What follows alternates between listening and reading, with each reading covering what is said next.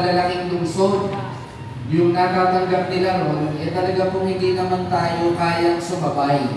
No? Pagdating po sa paramihan, sa pagharbuhan, pero ang importante ho, ang pateros hindi po nauulit sa anumang pong bagay. Diba?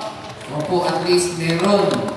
At yung at least na yun, hindi naman po kaya kung ano po ang matatanggap natin sa pamaskong handog na ito. So, hindi po natin papahabain ang seremonya. No? Maraming salamat po sa inyo dahil sa quiz ninyo, nakakapaggawa po tayo ng mga makabuluhang proyekto. No? At simple lang naman po, di ba? May mga ticket kayo.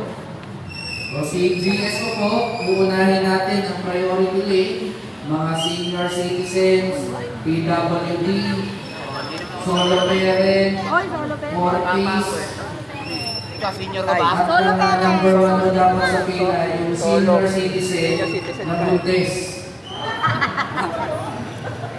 Joke lang ha.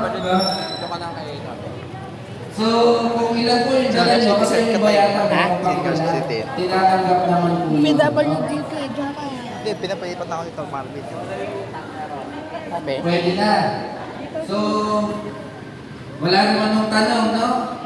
Walang tanong. So, sa ngalan po muli ng ating pamahalang bayan ng Pateros, ito po ang inyong punong bayan, si Mayor General Berman.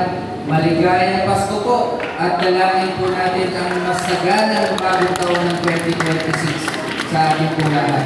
So, simulan na po.